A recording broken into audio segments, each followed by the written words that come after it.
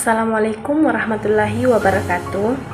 Kami, kelompok 4 dari kelas I, akan memaparkan materi mengenai perkembangan pada masa yang pertama itu pada masa Yunani kuno, yang kedua Helenistik hingga Eropa memasuki abad ke-8, yang ketiga abad pertengahan, yang keempat masa Renaissance di Eropa hingga Wundt berhasil mendirikan psikologi sebagai ilmu, dan yang kelima yaitu pasca berdirinya psikologi sebagai ilmu sosial.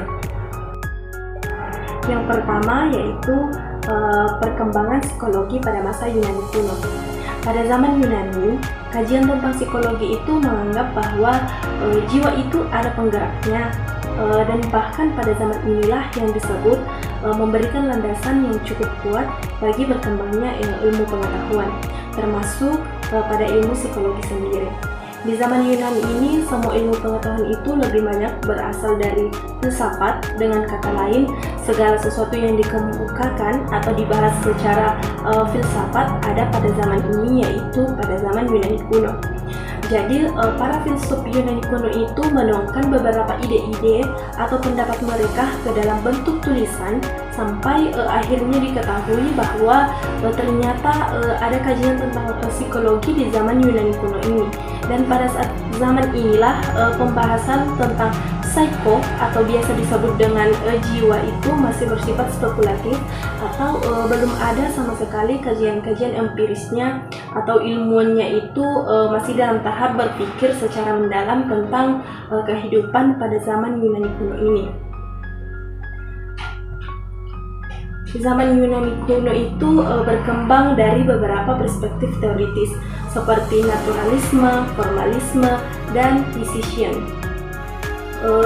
Pada perspektif naturalisme itu menjelaskan bahwa psikologi itu ada sesuatu yang terlihat atau dapat disebut dengan paham alami, artinya setiap individu terlahir dan memiliki pembawaan yang baik serta tidak ada memiliki pembawaan yang buruk. Menurut Thales bahwa alam semesta itu diciptakan dari air. Selanjutnya perspektif formalis, yaitu alam semesta paling baik itu dijelaskan secara sistematis. Nah, menurut Pythagoras yaitu menurutnya bahwa kajian tentang alam semesta itu bersifat abstrak yang dibentuk dengan harmoni dan rasio matematika. Kemudian perspektif yang terakhir yaitu perspektif physician. Nah, menurut Alcmaeon yaitu dia menolak praktik dan teknik pengobatan kuil, dan dia juga menetapkan bahwa otak adalah pusat persepsi dan kognisi. Nah, kemudian menurut Hippocrates bahwa semua penyakit disebabkan oleh faktor alamnya, bukan karena sesuatu yang ada di luar alam atau supernatural, baik itu penyakit mental maupun penyakit fisik. Di mana menurutnya itu cara pengobatan penyakit ini dengan cara menggunakan metode alami. Saya akan melanjutkan mengenai psikologi pada masa Helenistik sampai abad ke-8. Psikologi pada masa Helenistik. Masa Helenistik ini sebelum masuk abad pertengahan terjadi peralihan kekuasaan dari Yunani ke Romawi. Pada masa Helenistik ini muncullah beberapa pemikiran yang sebagainya anti filsafat dan sebagainya profil filsafat. 1. Skeptisisme, yang dimana skeptisisme ini didirikan oleh Pyrrho. Pandangan skeptisisme ini, dogmatisme tidak bisa dibuktikan kebenarannya atau kekeliruannya. Maksudnya ialah seseorang yang meyakini kebenaran apabila tampak di depannya. Begitupun dengan sebaliknya, apabila seseorang melihat ketidakbenarannya akan meyakini bahwa itu benar tidak benar. 2. Sinisme, yang dimana sinisme ini didirikan oleh Antisthenes.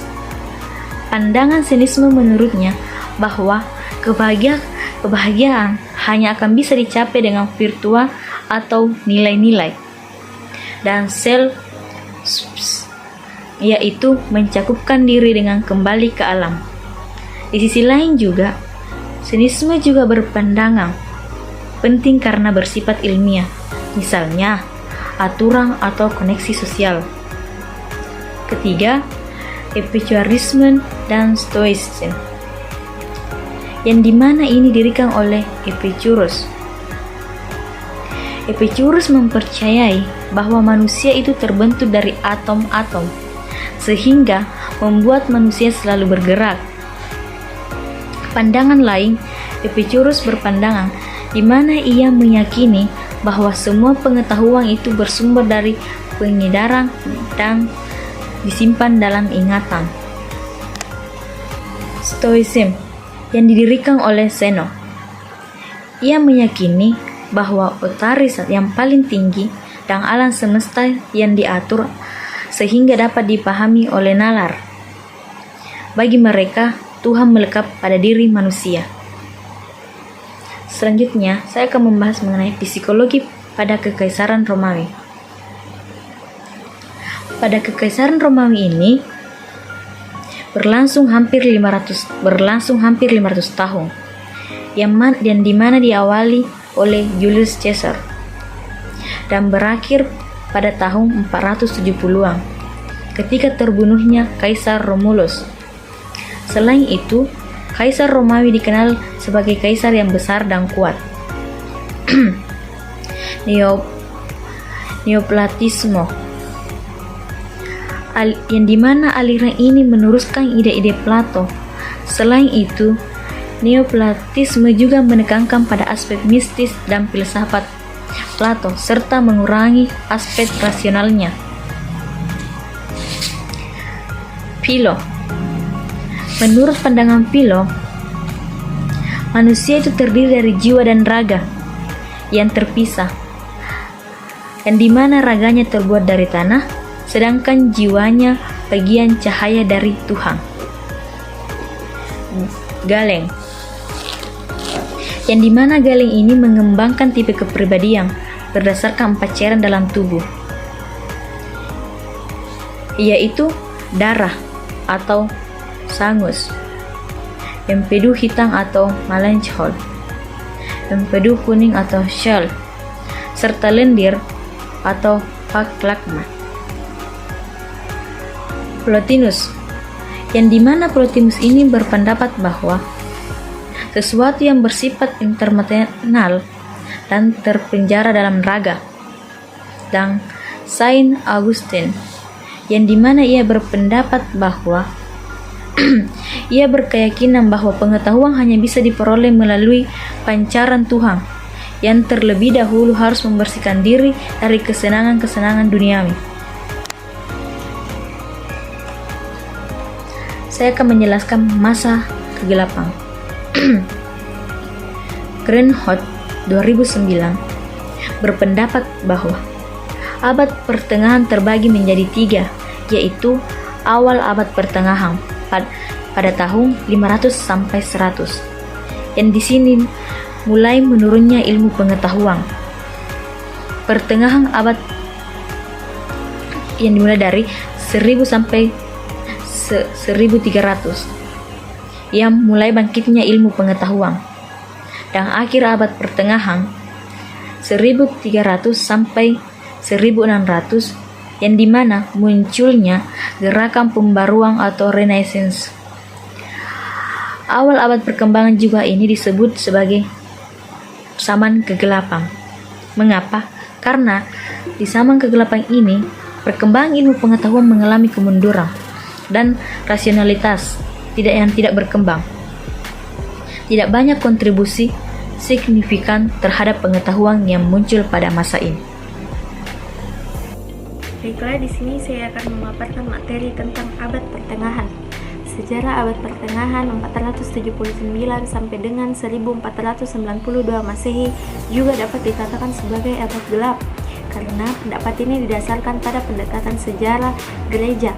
Memang saat itu tindakan gereja sangat membelenggu kehidupan manusia. Para ahli fikir saat itu tidak lagi dengan ajaran gereja. Orang tidak lagi memiliki kebebasan untuk berpikir. Apabila terdapat pemikiran-pemikiran yang bertentangan dengan ajaran gereja, orang yang mengemukakannya akan mendapat hukuman yang berat. Masa abad pertengahan juga dapat dikatakan sebagai satu masa yang penuh dengan upaya menggiring manusia ke dalam kehidupan atau sistem kepercayaan yang fanatik. dengan menerima ajaran gereja secara membabi buta karena itu ilmu pengetahuan terhambat. Sejarah abad pertengahan dibagi menjadi dua zaman atau periode. Yang pertama ada sejarah patristik 100 sampai 700. Patristik berasal dari bahasa Latin patres yang berarti bapak-bapak gereja, adalah ahli agama Kristen pada abad permulaan agama Kristen. Di dunia barat, agama Katolik mulai tersebar dengan ajarannya tentang Tuhan, manusia dan etikanya. Untuk mempertahankan dan menyebabkan maka menggunakan filsafat Yunani dan mengembangkannya lebih lanjut, khususnya mengenai soal-soal tentang kebebasan manusia, kepribadian, kesusilaan, dan sifat Tuhan. Yang terkenal Tertullianus 160 sampai 222 tahun, Origenes 185 sampai 254, Agustinus 354 sampai 436 yang sangat besar pengaruhnya. Kedua, Skolastik 800 sampai 1500 Masehi. Tokoh masa skolastik adalah para pelajar dari lingkungan sekolah kerajaan dan sekolah katedral yang didirikan oleh Raja Karel yang Agung 742 sampai dengan 814, dan kelak juga dari lingkungan universitas orde-orde biarawan. Dengan demikian, kata skolastik menunjuk kepada suatu periode di abad pertengahan ketika banyak sekolah didirikan dan banyak pengajar ulung bermunculan. Zaman skolastik memiliki dua periode, yaitu yang pertama periode skolastik awal. Pada periode ini diupayakan misalnya pembuktian adanya Tuhan berdasarkan rasio murni, jadi tanpa berdasarkan kitab suci, Anselmus dan Canterbury.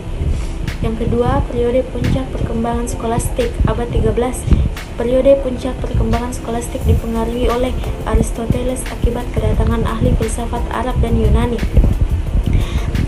Tokoh-tokoh yang hidup pada masa abad pertengahan, yang pertama ada Plotinus, Augustinus, Boethius, Anselmus, dan Thomas Aquinas. Baik, di sini saya akan menjelaskan tentang masa Renaissance di Eropa hingga Wundt mendirikan psikologi sebagai ilmu. Masa Renaissance ini ditandai dengan kepercayaan yang tinggi terhadap potensi dan kemampuan individu, personalisasi nilai-nilai agama, serta ketertarikan yang amat sangat terhadap warisan pemikiran Yunani kuno, dan munculnya Aristotelianisme. Paham-paham atau pemikiran-pemikiran yang muncul di masa Renaissance ini dan pengaruhnya terhadap perkembangan ilmu, yang khususnya ilmu psikologi. Yang pertama, ada Jean-Louis Vives. Bagi Vives, seseorang dipengaruhi oleh temperamen dan lingkungan. Dalam hal ini, terdapat individu diferensi. Prinsip asosiasi dianggap itu sebagai sesuatu yang penting dalam pemrosesan kognitif. Dan adapun yang dapat mengganggu fungsi otak dan berpengaruh terhadap memori, sakit, alkohol, usia, dan juga kecerdasan. Hal ini tentunya berpengaruh dalam perkembangan ilmu psikologi, karena yang menjadi pusat perhatian dari Vives adalah mengenai psikologi dan juga pendidikan. Yang kedua, ada Galileo Galilei yang mempunyai pemikiran di mana matahari menjadi pusat alam semesta dan bumi hanyalah sebuah planet dari banyak lainnya. Pikiran Galileo ini berhubungan tentang indera yang tidak cukup memadai dan mencari kebenaran mutlak melalui penjelasan rasional, yaitu dengan penjelasan matematis. Pada akhir abad ke-19, terjadilah babak baru dalam sejarah psikologi. Pada tahun 1879, Wilhelm Wundt yang lahir di Jerman pada tanggal 16 Agustus 1832 mendirikan laboratorium psikologi pertama di Leipzig yang memadai titik awal psikologi sebagai awal suatu ilmu yang berdiri sendiri. Sebagai tokoh psikologi eksperimental, Wundt memperkenalkan metode introspeksi yang digunakan dalam eksperimen-eksperimen yang dikenal sebagai tokoh penganut strukturalisme, karena ia mengemukakan suatu teori yang menguraikan struktur dan jiwa. Wundt percaya bahwa jiwa terdiri dari elemen-elemen dan mekanisme terpenting dan jiwa yang menghubungkan elemen-elemen elementisme. Baiklah, saya akan menjelaskan pasca pendirian psikologi sebagai ilmu. Berdirinya ilmu psikologi menjadi ilmu yang mandiri yang mendapatkan reaksi yang beragam. Berikut beberapa tokoh di antaranya. Pertama, Franz Brentano, yang dimana Brentano ini berpendapat bahwa psikologi bukannya hanya fenomena fisik maupun fenomena mental. Yang kedua, Carl Stom, yang dimana psikologi Carl menganggap penting pengalaman sebagai data yang paling berharga. Yang ketiga, Oswald Calter, yang dimana Oswald yang menyebutkan adanya imageles atau ada Ebbinghaus yang melakukan penelitian eksperimental terhadap fungsi psikologi yang tinggi. Dan yang terakhir, Hermann, yang dimana Hermann bersependapat dengan Wundt dalam subjek materi psikologi. Yang membedakannya ialah ruang lingkup psikologi, yang dimana Hermann menyampaikan bahwa fungsi psikologi yang lebih tinggi seperti ingatan dan proses belajar.